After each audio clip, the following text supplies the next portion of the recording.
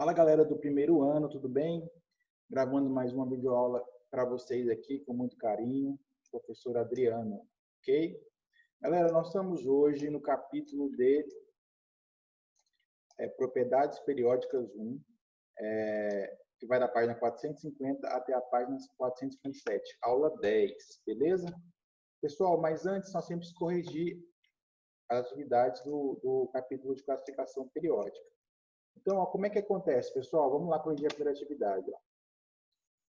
Aqui, por exemplo, ó, vamos ver a questão. A classificação dos elementos na tabela periódica é feita em famílias ou grupos e períodos de acordo com sua configuração eletrônica ou com suas propriedades físicas.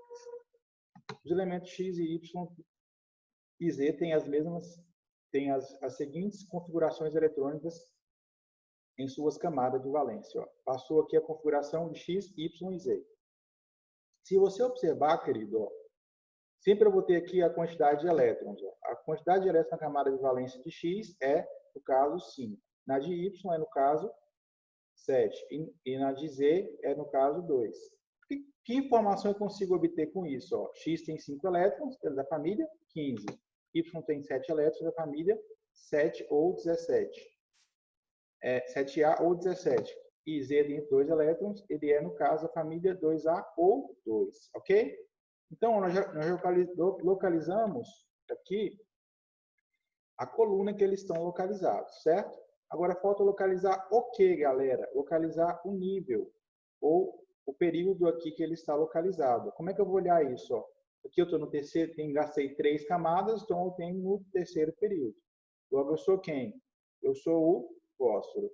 No caso de Y, ó, eu gastei 4 camadas, estou na família 15. A família 15... na família 7A. Toda a família 7A ou 17, gastei 4 níveis, logo sou quem? Sou o bromo. Beleza? Então, gastei, no caso de Z, gastei 2 elétrons, na segunda coluna aqui. Gastei 3 níveis, então estou no terceiro período. Sou quem? Sou o magnésio. Ok? Então, ó, identifique e corrija a alternativa falsa. O que é que identifica a alternativa falsa? A alternativa falsa é a 5. Ó.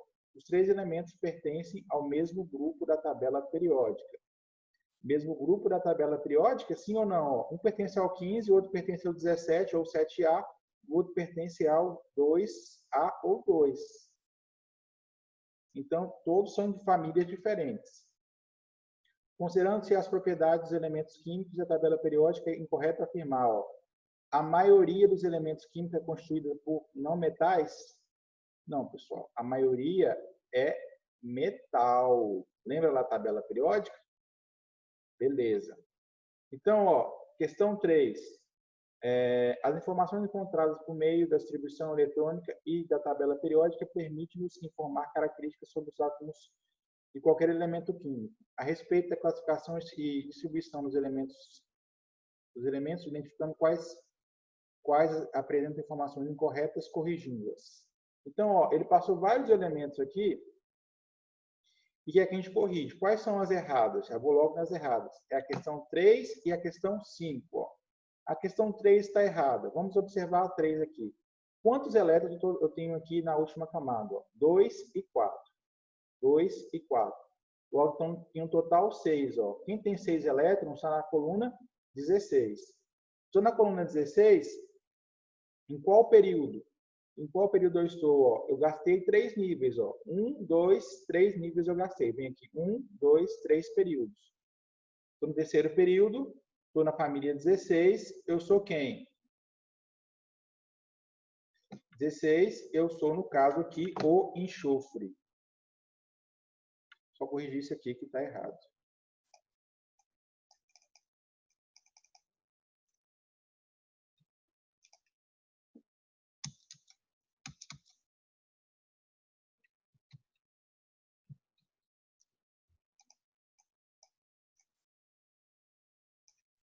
Eu sou S, de enxofre.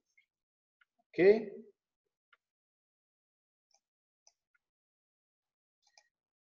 Prosseguindo aqui, galera. Então, ó, a alternativa 5 está errada também. Ela possui um elétron na última camada. Quem possui um elétron na última camada? Metal alcalino. E está afirmando que ele é um metal alcalino terroso. Metal alcalino terroso é a segunda coluna. Está errado, né? Beleza? Então, essas são as alternativas erradas.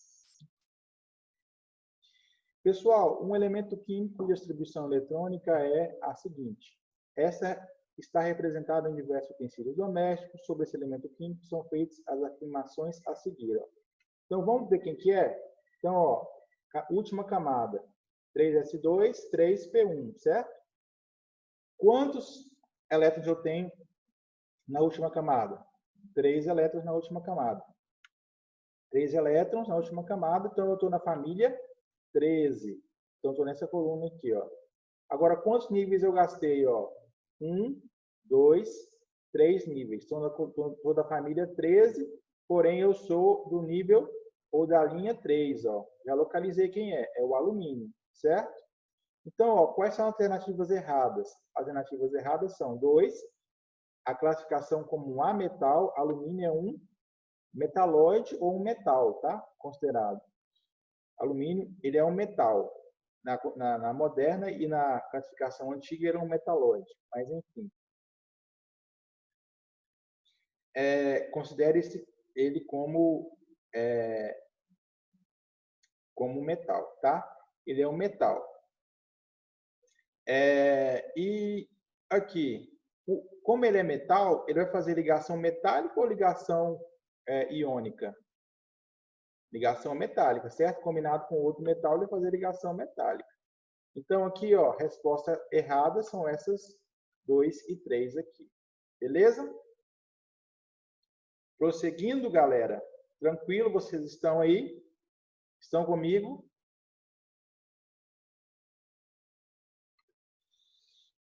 Vamos lá. Com relação ao elemento químico nitrogênio, Z igual a 7. Ó. Nitrogênio está aqui, na família 15. Se ele é da família 15 ou 5A, ele tem 5 elétrons na última camada.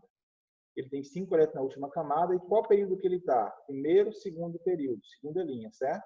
Então, ele gastou 2 camadas, K e L. Então, qual que é a afirmativa correta? Que ele pertence ao grupo 15 ou 5A da tabela periódica. Ele é um metal ou um ametal? Ele é um ametal, certo? A região dos ametais em azul aqui, ó. Beleza? Então, ó, aqui nós temos o nitrogênio. Resposta correta, letra D. Questão 6. A questão 6. Bom, só para a pergunta, ó, julgue as afirmativas a seguir, marcando V para as verdadeiras e F para as falsas.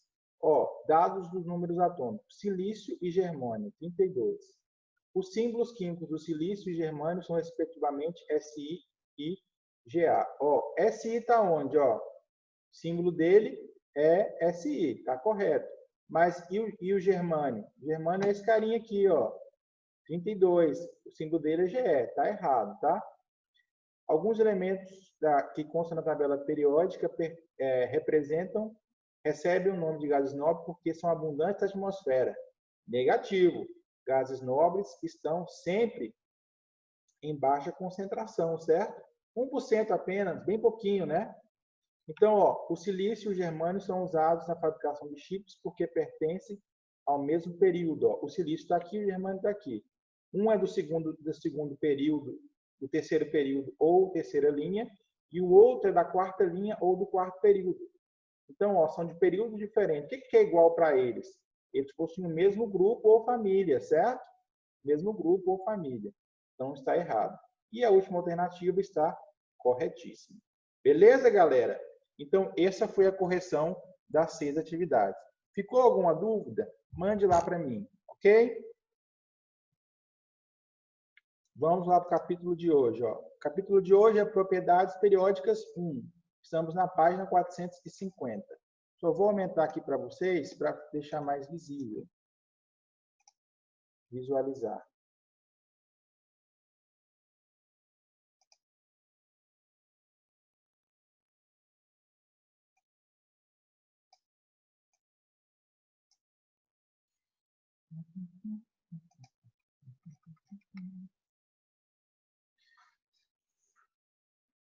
Onde está?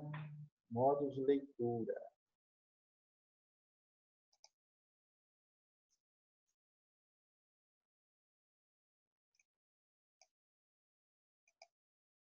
Tá, não quer me obedecer não? Vamos assim mesmo. Pessoal, então vamos lá. O que são propriedades periódicas? Se você observar, na tabela periódica, ela é constituída por linhas, grupos ou famílias, e por colunas, grupos ou famílias, e linhas, que são os períodos. Então, algumas propriedades se observou que elas têm uma certa relação com o período. Então, quando o período aumenta, elas vão aumentar ou diminuir seguindo a sequência do período. Ok? Então, as propriedades que são periódicas são propriedades que possuem periodicidade dentro do período. Beleza?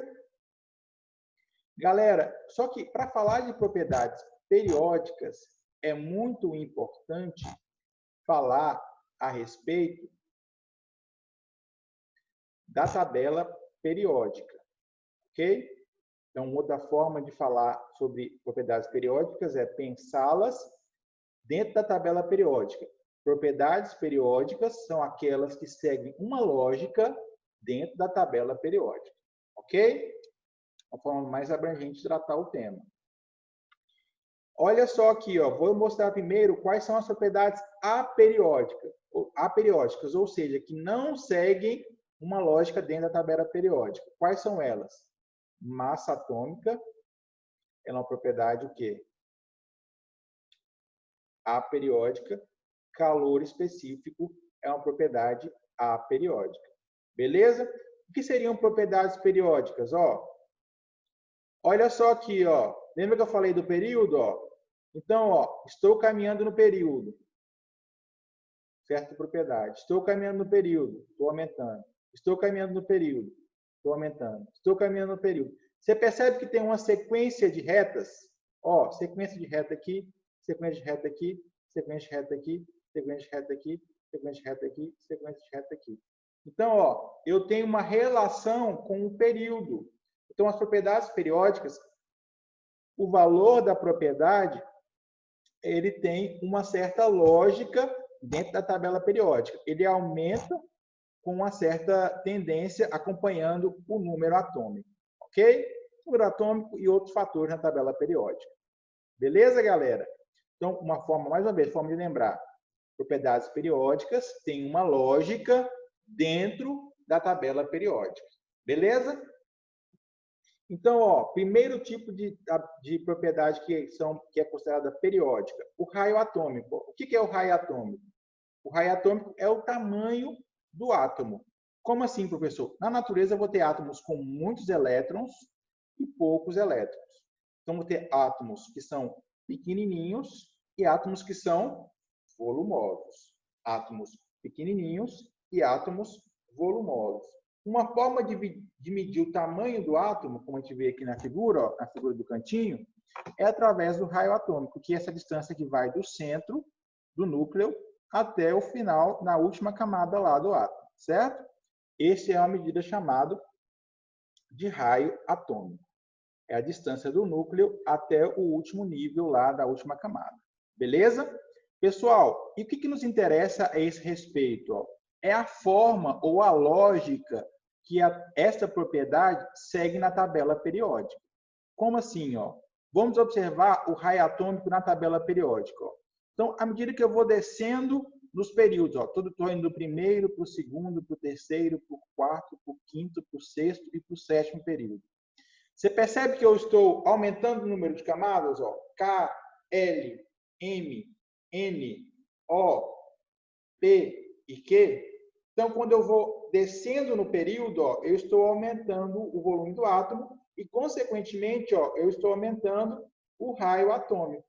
Essa distância que há entre o núcleo e o final aqui da eletrosfera. Beleza? Tranquilo? E agora, pessoal, e dentro do período? Como é que, e dentro do mesmo período, quando eu vou seguindo aqui na horizontal, o que acontece? Ó? Acontece o processo inverso. Beleza? Então, aqui, ó, a setinha vai ser ao longo dos períodos, ou seja, dentro do grupo, ao longo do grupo, eu vou descendo o grupo, eu aumento de cima para baixo, ou seja, eu saio, vou aumentando de cima para baixo, e no período eu vou fazer o quê? Eu vou aumentar da direita para a esquerda. Ok? Tranquilo? Beleza, pessoal. Isto que é para lembrar sobre isso. Esse conteúdo, ele está muito ligado ao quê? A saber olhar e entender a tendência, entender como se dá essas setinhas aqui, ok? No entanto, para falar aqui um pouco mais a esse respeito, é importante citar os benditos íons. Por quê? Porque o íon é quando eu tenho a adição de elétrons na última camada ou a retirada desses elétrons na última camada. Adição ou retirada de elétrons da última camada. Agora, você concorda comigo? Ó? Se o átomo tinha um volume assim, se eu adicionei mais elétrons, ó, ele vai aumentar, certo? Então, o que acontece? Ó? O raio do ânion é maior do que o raio do átomo neutro. Beleza?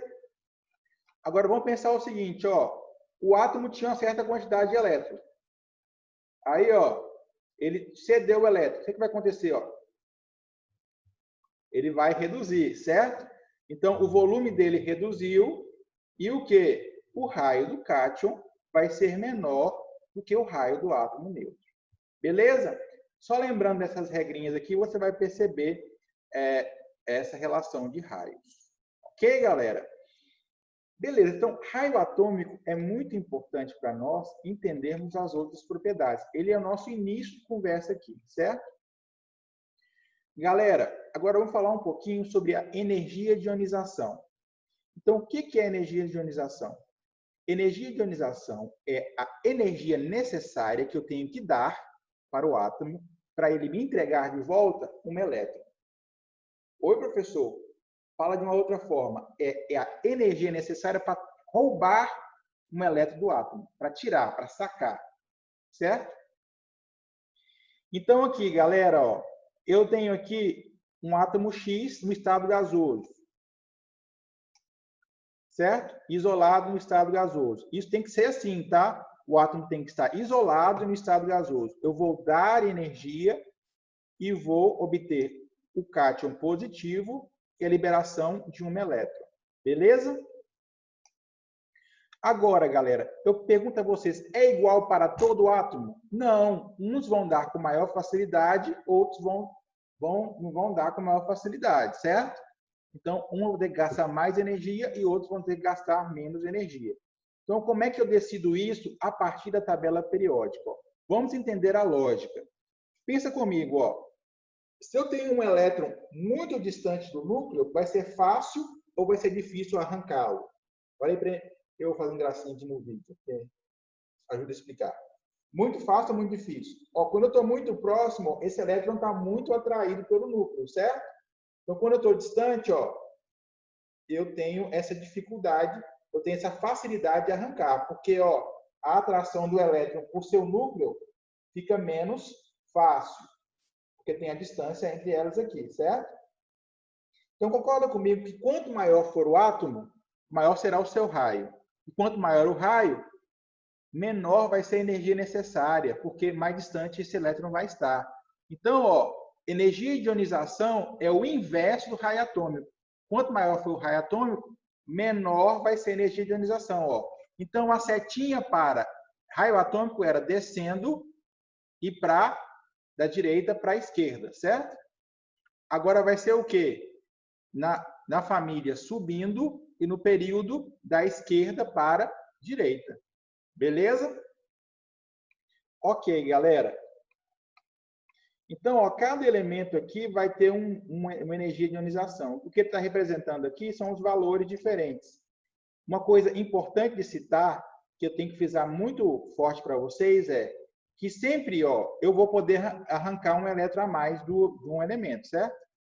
Só que o que acontece? Ó, Por exemplo, o magnésio. Ó. O magnésio fui e arranquei um elétron. Então, eu saí de magnésio 0 e fui para magnésio mais 1, certo? Arrancando um elétron. Só que quando eu vou atrair, quando eu vou arrancar o segundo elétron, você concorda comigo que o elemento está com carga positiva? Então, ó, positivo atrai o negativo. O elétron é negativo, certo?